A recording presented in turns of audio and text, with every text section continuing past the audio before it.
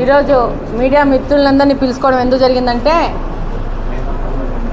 సాక్షి paper గత 15 రోజుల నుంచి వాళ్ళు పాపం వాళ్ళ డబ్బులు ఖర్చు పెట్టి స్టోరీ బోర్డులు రన్ చేస్తున్నారు. కడప నియోజకవర్గ ఎమ్మెల్యే అభ్యర్థి అని పేరు పెట్టి వాళ్ళ స్టోరీ తయారు చేసుకునే రూమ్లలో కూర్చొని స్టోరీలు తయారు చేసుకొని అబద్ధమైన న్యూస్లు స్టోరీ బోర్డులో రన్ చేసుకుంటూ పేపర్లలో అబద్ధమైన న్యూస్లు చేస్తూ జర్నలిజానికి మచ్చ తెచ్చే విధంగా ఒక పార్టీ పాంప్లెట్ లెక్క పనిచేస్తుంటారు. ఒకవేళ సాక్షి పేపర్కి సేల్స్ లేవు, ఆ మీడియా చూసేవాళ్ళు ఎవరు లేరు అని అనుకుంటే, దానికోసం నా ఫోటో వాడుకుంటే కానీ వాళ్ళ పేపర్లు సేల్ కావలేదనుకుంటే అది వాళ్ళ కర్మ. ఆ స్థితికి దిగజారిపోయినారు విలువలు లేని జర్నలిజం చేసి. డైరెక్ట్గా సాక్షి పేపర్నే మాట్లాడుతున్నాను.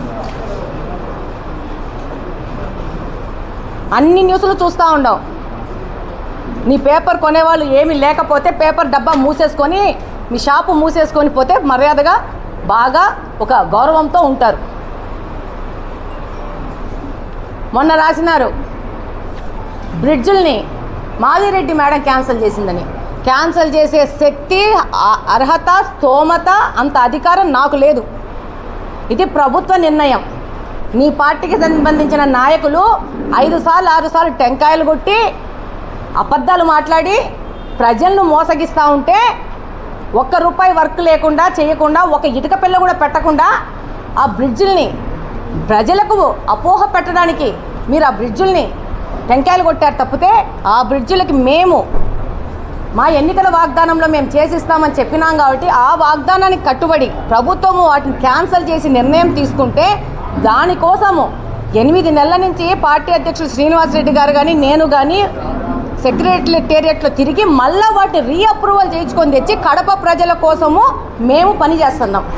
నువ్వేం చేస్తున్నావు? నీ పేపరు అబద్ధపు రాతలు రాస్తున్నారు.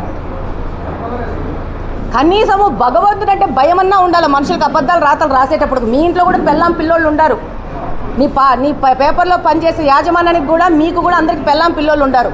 నీ సాక్షి పత్రిక సంబంధించిన పనిచేసే వాళ్ళు నా దగ్గరికి సీఎం రిలీఫ్ ఫండ్ కోసం వస్తున్నారు.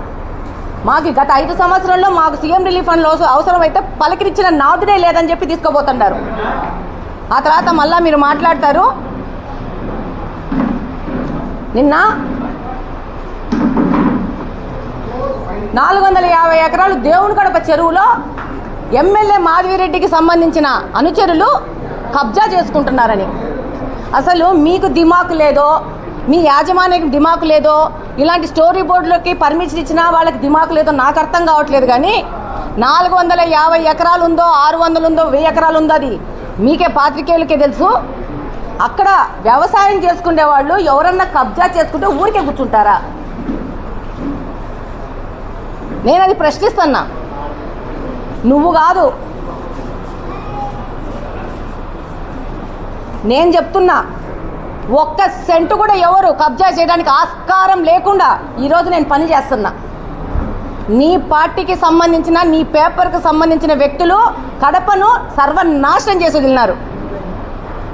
నీకు ఏమి స్టోరీలు లేవు, అబద్ధపు స్టోరీలు తప్పితే.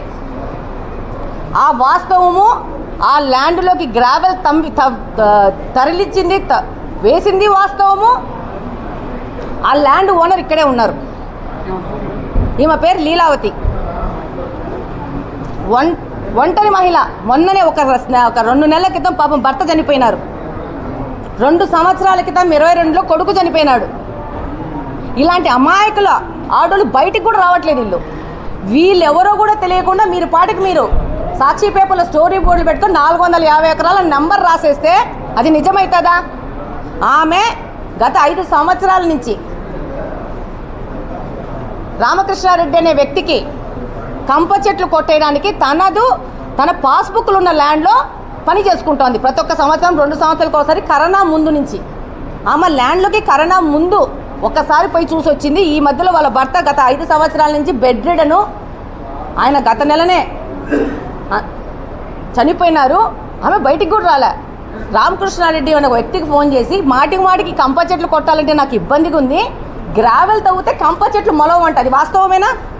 గ్రావెల్ తవ్వితే ఇంకా కంప చెట్లు రావంట. మీ అందరికీ తెలుసు, దేవునికడప చెరువు చుట్టుపక్కల గాంజా చేసేవాళ్ళు తిరిగి అతలాకుతలం చేస్తున్నారు కడపని. వాళ్ళ అడ్డ అయిపోయింది దేవునికడప చెరువు. దానిలో వాళ్ళు తాగి ఏదోదో వేస్తే ఆమె క్లీన్ చేసుకుంటుంది ఆమె ల్యాండ్ను. 2 ఎకరాల 10 సెంట్లు ఆమె ల్యాండ్. ఫిషరీస్ బిల్డింగ్ వెనకనే ఉందంట. నేను కూడా పోయి చూడలా. అది గ్రావెల్ వేస్తే ఆ కంప చెట్లు రావు అని చెప్తే ఈమె చెప్పింది. ఈమె పక్కన 70 సెంట్లు ఉన్నా ఇంకొక అతను కూడా నేను కూడా అట్లే వేసుకుంటానమ్మా, గ్రావెల్ వేస్తే రాకపోతే ప్రతి ఒక్క సంవత్సరం ఖర్చు పెట్టాలని ఇబ్బంది ఉంటే ఈమె 3,50,000 రూపాయలు సదరు వ్యక్తికి అడ్వాన్స్ కూడా చెల్లించింది చెక్కు రూపంలో. ఇది 2వ తేదీ, మార్చి 2వ తేదీ చెల్లించింది. మీ స్టోరీ కాలం మొన్న వచ్చింది, ఆ తర్వాత మరుసటి రోజు వచ్చింది. ఏమి న్యూస్లు లేకపోతే డబ్బా మూసుకోండి. నా పేరు వాడి నీ పేపర్ సేల్స్ చేసుకోవాలనుకుంటే అది నీ దౌర్భాగ్యం. ఇంకొక మాట చెప్తా ఉండా, ఆ పెద్ద ఆయన ఉన్నప్పుడు ఈ పేపరు ప్రారంభించినారు, కాలగంలో ఆ పెద్ద ఆయన ఫోటో కూడా తీసేసినారు. మీకంత సేల్స్ అవ్వకపోతే నా ఫోటో వేసుకోవాలంటే వేసుకోండి, నేనే పర్మిషన్ ఇస్తా. సీరియస్గానే చెప్తున్నా, నీ పేపర్ అమ్ముడు పోకపోతే, నీ యొక్క మీడియా ఎవరు చూడకపోతే, నా ఫోటో వేసుకుంటే కానీ నీ మీడియాలో నీ స్టోరీ బోర్డు చూడలేరు అనుకుంటే, పేపర్ కూడా అమ్మలేకపోతున్నాం అనుకుంటే నేనే ఇస్తా పర్మిషను. పెట్టుకొని రోజు రాసుకో. నువ్వు రాసుకుంటే భయపడతాను అనుకుంటున్నావా? నా మనస్సాక్షి నన్ను భయపెట్టాలా? నా మనస్సాక్షి తెలుసు నేను ఏ తప్పు చెయ్యను, చేయాల్సిన అవసరం నాకు లేదు. అందరు నీ పార్టీలో ఉన్న లీడర్ల లెక్కే పనిచేస్తారనుకుంటున్నారా? అబద్ధాలు మాట్లాడడానికి కూడా ఒక హద్దు ఉంటుంది. అదో పెద్దదేదో జరిగిపోతోంది కడపలో. ఇది అయిపోయిన వెంటనే నువ్వు నీ నీ మైకు నీ కెమెరా పట్టుకొని కలెక్టర్ గారి దగ్గరికి వెళ్ళి కలుసు. వాస్తవాలు ఆయన కూడా చెప్తారు. ఇది రాస్తున్నావు నువ్వు. బిస్మిల్లా నగర్లో నిన్న గ్రీవియన్స్లో మహిళలు వచ్చి మా పిల్లోళ్ళు పాడైపోతున్నారు ఎట్టో ఒట్ట చేసి ఇవి ఆపమ్మా అని కళ్ళ నీళ్ళు పెట్టుకుని ఏడుస్తున్నారు. వాళ్ళ స్టోరీ బోర్డులు రాయాలని మీకు ఈ పేపర్లో సాక్షి పేపర్కి తెలియట్లేదా? కడపలో ఉన్న ఈ యొక్క కాలువలు, చెత్త, ఈ సమస్యల గురించి రాయాలని తెలియట్లేదా? ఓ మీ మెయిన్ టార్గెట్ మాధవిరెడ్డి మాత్రమే కడపలో వైఎస్ఆర్సీపీ మీద గలమెత్తుతూ ఉంది, వాళ్ళ తప్పులు ఎంచుతూ ఉంది కాబట్టి మాధవిరెడ్డి గురించి మాత్రం రాస్తేనే మీ పేపర్ సేల్ అవుతుందని రాస్తున్నారా? మనస్సాక్షి ఉండాలా. దిగజారిపోయినారు. నీ పేపర్ టాయిలెట్ టిష్యూ పేపర్ కూడా పనికి రాకుండా అంత దిగజారిపోయింది. మొన్న రాస్తావు డాక్టర్లకి అల్టిమేటం ఇచ్చింది మాధవిరెడ్డి డబ్బులు ఇవ్వాలని. మనిషికి దిమాకున్నోడికి ఎవరికైనా అర్థమవుతుంది. నేను హార్ష్గానే మాట్లాడుతున్నా. ఈ కడపను అభివృద్ధి చేయడానికి P4 మోడల్లో ప్రతి ఒక్కరూ పార్టిసిపేట్ చేయాల్సిన అవసరం ఉంది. ఇదేం నేను తెచ్చింది కాదు, చంద్రబాబు నాయుడు గారు తెచ్చింది, PM మోడీ గారు తెచ్చిందే.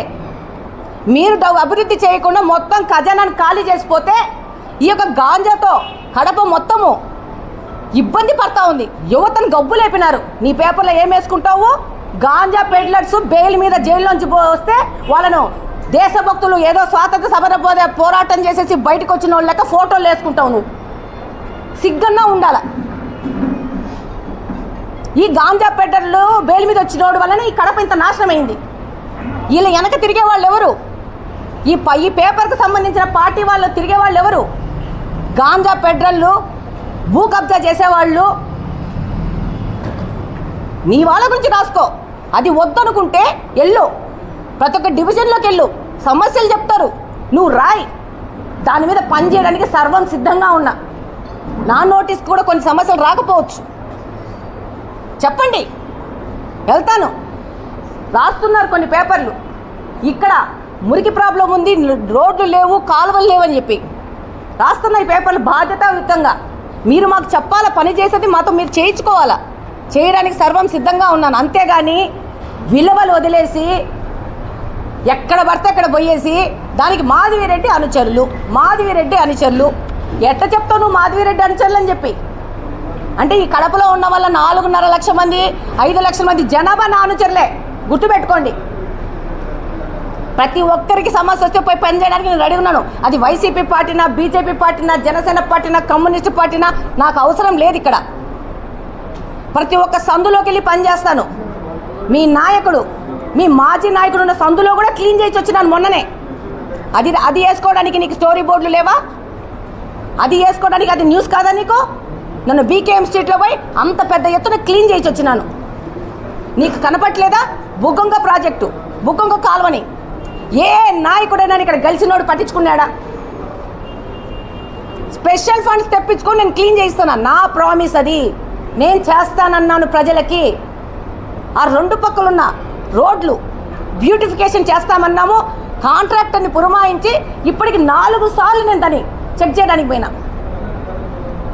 ఈరోజు నా ఆర్థిక పరిస్థితికి కాంట్రాక్టర్ భయపడతానే, నువ్వు భయపడొద్దు, నువ్వు రోడ్ అయ్యి ఈ పని మనం ఫినిష్ చేసి ప్రజలకు అందుబాటులోకి ఈ రోడ్డు తీసుకురావాలని మాట్లాడే ఎమ్మెల్యేని నేను. మనిషికి కాస్తన్నా ఇది చేస్తే పాపం మనకు అంటుతుందనే భయం అనేది ఉండాలి ఎవరికైనా కానీ. మొన్న వచ్చినాడు ఒక వ్యక్తి, ఇద్దరు కూలీ చేసుకునేవాళ్ళు, 1 సెంటు కొనుక్కుంటే మోసం చేసిపోయినారు ఈ వైసీపీకి సంబంధించిన వాళ్ళు. నేను ఒకటే పిలిచి అడిగిన, నువ్వు ఒక 10,000 20,000 కోసం ఈ మోసం చేసినావు, నీకు ఒక కొడుకున్నాడు, రోడ్డు మీద పోతుంటే ఒక బస్సు గుద్దితే ఏం చేసుకుంటావు ఈ అన్యాయమైన సొమ్ముతో అని చెప్పి ఆ వైసీపీ నాయకుడి మీద నేను కేసు పెట్టిలా. నేను నర్చర్ చేసి చెప్పిన, వాళ్ళ డబ్బులు వాళ్ళకి ఇచ్చేయండి, ఇది మోసం అన్యాయం చెయ్యొద్దు, నా పద్ధతి ఇదే, నా పందా ఇదే. డెఫినెట్గా ఎవరు కబ్జా చేసినా కానీ నా దృష్టిలోకి వస్తే దాని మీద నేను యాక్షన్స్ తీసుకుంటాను. అది మా పార్టీ వాళ్ళు కానీ ఏ పార్టీ వాళ్ళు కానీ ఎవరిని వదిలేదు. నీవు ఇది పోయి రాసినావు, నువ్వు ఆ పక్కన అక్కడున్న కార్పొరేటరు 70 సెంట్లు ఆక్యుపై చేసుకొని పెట్టున్నాడు, అది నీకు కనపట్టలేదా? గత 10 సంవత్సరాల నుంచి అడుగుతున్నాను సాక్షి పేపర్ని, రాలే ఇక్కడికి. ఇది న్యూస్ కాదు వాళ్ళకి. మనుషులకి అర్థం ఉండాలి. ఏదన్నా రాస్తా ఉంటే కడప కోసం పని చేస్తున్నారా, సొంతంగా పని చేసుకుంటున్నారా అని తెలియాలా. రేపు కడపలో సీసీ కెమెరాలు పెట్టించి తీరుతాను, అందులో నా భాగస్వామ్యం ఇస్తాను. నా పార్టీ వాళ్ళు వాళ్ళ చేతనంత వాళ్ళు ఇస్తారు. ఈ కడపలో ఉన్న డాక్టర్లు కూడా మాతో వాటి చేయగలిపి వాళ్ళు ఇస్తారు. దాంతోపాటు మొన్న సెల్ఫ్ హెల్ప్ గ్రూప్స్ మహిళలు వచ్చినారు, వాళ్ళు చెప్పినారు మనమందరం సిగ్గుపడే విధంగా 10 రూపాయలు మేము కూడా ఇస్తాం మేడం, మేము 60,000 మంది ఉన్నాము, 6 లక్షల రూపాయలు ఇచ్చేది మా బాధ్యత, మేము కాంట్రిబ్యూట్ చేస్తాం కడపలో కెమెరాల కోసం అన్నారు. సిగ్గుపడాల ఈ సాక్షి పేపర్.